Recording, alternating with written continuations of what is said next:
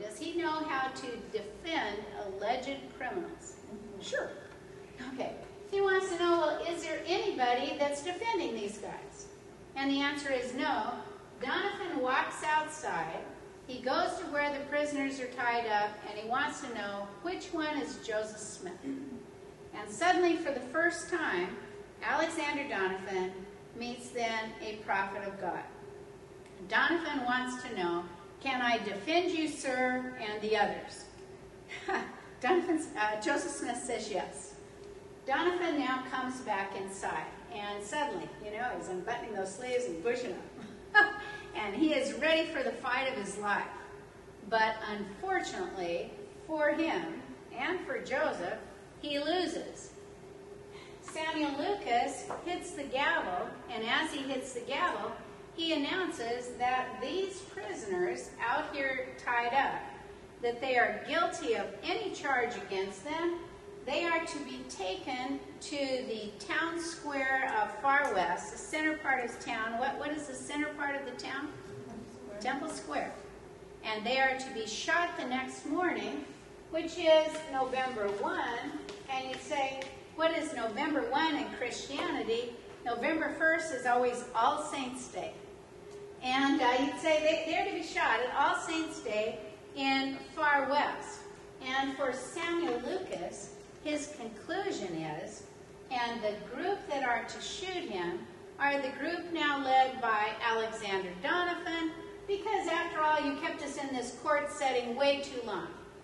Okay, so he now tells Donovan that you are to kill Joseph, you are to take him to Far West, and you are to kill him on November 1, All Saints' Day. Well, okay, what happens if you defy a military officer? Okay, are you in big trouble? Okay, yes. You don't go against orders. You're always like, yes, sir. And you march right out and you do it. Well, Alexander Donovan, he now gets this note from Lucas that you are to kill the prisoners, Joseph Smith and all, and you are to take them to Far West to do it there. Alexander Donovan writes him back a note. And he said, it's cold-blooded murder. He said, I won't do it, and you won't do it, and so help me God.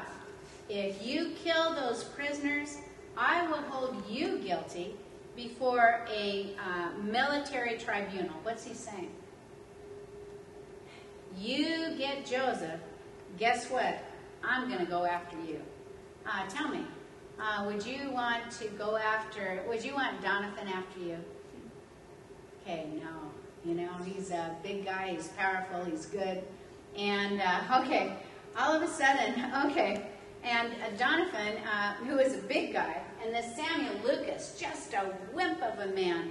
And so, Donovan, as he hands him the note and says, I'm not going to kill him, and neither are you, Donovan now says to Lucas, someday, sir, you and I will meet in battle, and we will see who is the better man. Is Lucas afraid? Oh, yeah. He's really afraid. Donovan's awake. And Donovan's going for who? Not for Joseph. Donovan's going for Lucas. Okay. Meantime, Donovan grabs his men. He goes back to his hometown of Liberty in Clay County. Okay. Well, now the next morning. It's November 1. Okay. November 1 of 1838. Okay, Lucas has been thinking about it all night long. Okay, I can't kill him. If I kill Joseph, guess what? I've got Donovan to deal with, and he's going to find me in battle. So Lucas comes up with an idea. His idea is, I'm not going to kill Joseph and the Mormons, but I'm going to take him to my hometown of Independence, and I'm going to show that of all the generals that gathered outside of Far West, I'm the only one who could capture them. In other words, all these guys think they're so great, I'm the only one that could do it. As a result, on November 1st, his conclusion is, I'm going to take the prisoners to Independence, but he also concludes, I don't want to feed them my food on the way, and I don't want any kind of change of clothes that comes from anything that we have. So his conclusion is, I'm going to take them into Far West in a prisoner's wagon, and when we get to their homes, they can jump out of the wagon, they can get their clothing, they can get their food. Okay, so early in the morning on November 1st, how come the military can come into town? Hinkle. Okay, Hinkle has taken down their protection, right? So they can just troop right into town. He comes into town, and you'd say, where are the prisoners? They're in 2 prisoners' wagons. And you'd say, how is a prisoner's wagon different than, say, a covered wagon or any other wagon? You'd say, it's wagons that have wheels and kind of the box. But when it's a prisoner's wagon, the men need to lay flat in the wagon, and then they put cloth over the top of the wagon that goes flat, and they nail it. So you'd say, you have to lay down, and there's tarp over, and then when you get to a place that, yeah, hey, my house, this is where it is, they would then pull back the tarp. You would then go get your things, and they would come back, you would lay down, and they would nail it back down. Well, okay. You can imagine every prisoner then allowed to go to his house. They're getting food, they're getting clothing, and we're going to feature now Joseph. By the time Joseph gets to his house, he gets out of the wagon and he walks inside. Emma, she's been crying all night. How come? He's dead. She thinks he's dead, right?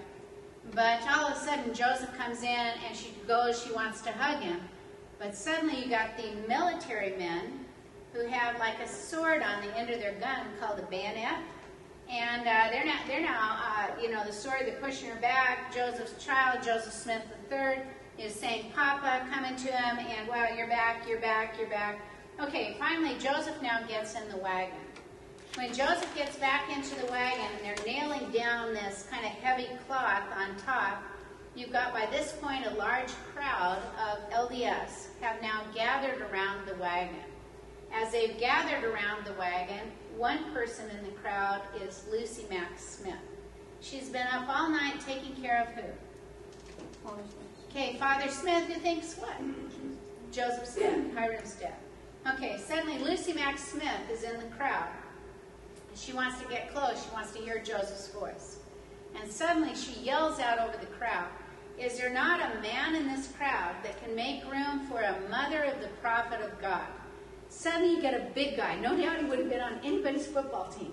But he now goes, Mother Smith, stay close to me. And he's boom, boom. He's moving people out of the way. And Mother Smith now gets close to Joseph, and she says, speak to me, Joseph, or I too cannot live but another moment. Suddenly Joseph takes his hand. He punches that hand through the cloth. His mother grabs the hand, and Joseph's last words as he leaves Far West is, God bless you, Mother. Okay, with that, the prisoners are now heading, notice they're heading down towards Independence. Now, once they are out of Caldwell County, the cloth will come off the prisoners' wagons, and the prisoners are allowed to sit up. Okay, why are they doing this? And the answer is that Samuel Lucas wants to run for governor. And his plan is, as they come to every little town, where you'd say tiny little towns or town squares, as he came to every little town, Samuel Lucas has a plan that he'll send military in advance. And then the military in advance, they're to say, hey, we got Joseph and Hiram and others, Sydney, come on out and see him. So as they arrive at the town square, here'd be your little town. And, Hiram Smith perhaps described it best. He said, as we got in these little towns, people would come forward, and it was like the Mormon prisoners were elephants. And it was like the circus had come to town. And people would want to come out. They'd pinch him. And they'd want to touch it. They want to pull at their hair to be able to say, oh, wow, I touched a worm. And you kind of get this going. And, oh, Samuel Lucas, he's being applauded. They're cheering. They're clapping. Of all the generals, he's the only one that could capture Joseph. Well, okay. In the meantime, the wagons continue to now move. And they're moving towards Independence. And Joseph's wagon was Parley P. Pratt. Parley P. Pratt now starts to be very afraid. And he said, Joseph, are we going to Independence to die? I mean, heck, everything looks bad. They're touching, they're pinching, okay, are we going to die? And Joseph says, oh no, Parley. He said, the word of the Lord came to me last night. He said, the reason we're going to independence is because I've never had a chance to preach on the streets of Independence. Well, Parley started laughing. He goes, there's no way you're going to get to preach. We're prisoners. In other words, wake up, look at this. We are prisoners. We're in this wagon. Okay. Joseph then said, Parley, watch the hand of the Lord. All right. As they get closer to independence, this Samuel Lucas, he now sends more and more men as runners. And the word is, everybody come out of town. Come, be there at the town square. And you've got, remember, Independence is a trailhead. So you've got the Spanish, you've got Native Americans, you've got the fur trapper kind of people. You've got the Southerners, it's the big town. Well, all right, as they come into town, there's hundreds, if not thousands of people that have now gathered to the square. Everybody wants to see Joseph Smith. Well, Samuel Lucas, he's ecstatic. For sure he's going to win as governor, because look at this huge support. Finally, there's a woman in the crowd who yells out, and she yells out, are you really Jesus Christ? And suddenly, people in the crowd start yelling, speak, speak, let the prisoners speak. Well, Samuel Lucas, thinking that Joseph Smith will say, yes, I'm Jesus Christ, suddenly he's in the governor's mansion. And so Joseph now turns to Samuel Lucas and says, Lucas, would it be all right with you if I preached here on the streets of Independence? Lucas goes, by all means, stand up. In other words, stand up. Tell everybody you're Christ. Joseph now stands up, and the crowd goes quiet. And Joseph then says, I'm not Jesus Christ, but I am a follower of Christ. And I want to tell you how I have suffered because I followed Christ. He then talks about, let me tell you about tarring and feathering, okay? So all the things we've talked about. Let me tell you about, all these other issues that I faced. I've buried children, I've done this, I've done that. And then he says, but under no man's hands have I suffered worse than under the hands of Samuel Lucas. Well, okay, suddenly people in the crowd are saying, let that good man go, I'm a Christian too. How in the world could you have treated him like this? Samuel Lucas was asked years later, I heard you were going to run for governor. What stopped you? And his comment was, the worst thing I ever did for my political future was to allow Joseph Smith to speak on the streets of Independence. Okay, in the meantime, Samuel Lucas doesn't let him go, but instead he puts him in jail. So Joseph's first jail is Independence. Okay. Independence. Okay, I don't know where. Okay, I killed it, but okay, you get it. Okay. You're going to do this better, but okay, he's in Independence. Now, Joseph will be in 3 jails in Missouri. If you were to say, which jail was the worst, it's going to be Liberty. Next is going to be Richmond. But if there was a good experience for Joseph, it's going to be Independence Jail. Okay, why was it a good experience? Well, you remember those crowd and people saying, hey, I'm a Christian too. Let this good man go. Okay, Joseph described in Independence Jail that people would visit him in the jail and they would say, hey, here's some cake. Here's some bread. Here's some cookies. They would send, son, my mother feels so bad. She was in the crowd. She wants you to know she's a Christian too. He'd say, Independence Jail, good experience. If being in jail can be a good experience, this one was. But meantime, we turn our attention back to Far West. Okay, so while Joseph is in Independence Jail, we're back in Far West. In Far West, arriving on the scene is a man named General Clark. General Clark, it's like he's the yes man for Governor Boggs. And General Clark was really in charge of this whole extermination order. But he spent so much time making sure this general was out and this general is out. that by the time he gets to far west, he discovers that Joseph is gone. And the camps out there, the military camps, are starting to go home. Well, General Clark, if you were to say, who does he hates Samuel Lucas. And General Clark, he wants to be the next governor of the state of Missouri. And he discovers that the man he hates, who he thinks is going to be his opponent in this race for governor, has taken Joseph. And he also hears that that man has made some kind of deal with, what's his name, George Hinkle, that they wouldn't destroy far west. And he goes, Lucas never had the authority to do that.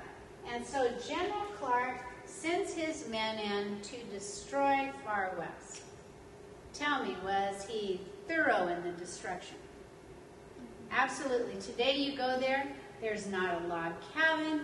There's the site where the temple would be, but you'd say there's no grocery store, there's no Walmart, there's no gas station. It's just rolling hills. You would never know, unless you knew the history, that there had been this huge city.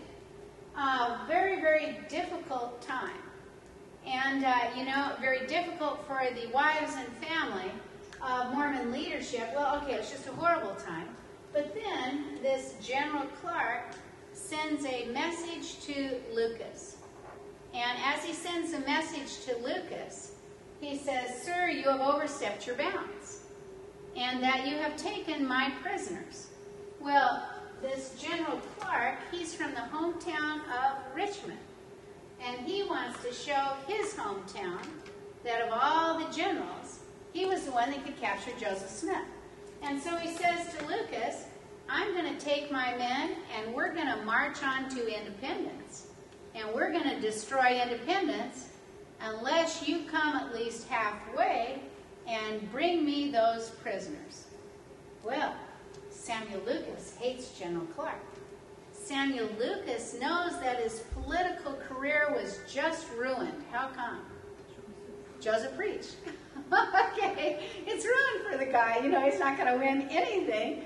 And so his conclusion is, as Joseph ruined my political career, please let me ruin yours. So he said, "I will send my men with the prisoners. And, we can take them all the way to your hometown if you want. We can take them to Richmond, Missouri." So notice, Joseph is first in which jail? Independence. The second jail he's about to be in is what? Richmond. Okay. So, Richmond. Okay. All right. We're going to leave them at Richmond. Okay, but let me just say, as he comes into Richmond, here come Clark's men. And where you'd say Independence was, pretty good as far as being in a jail, Richmond was not. In Richmond, as they switched him out, suddenly Joseph and fellow prisoners, they have irons placed around their wrists. They have irons placed around their ankles.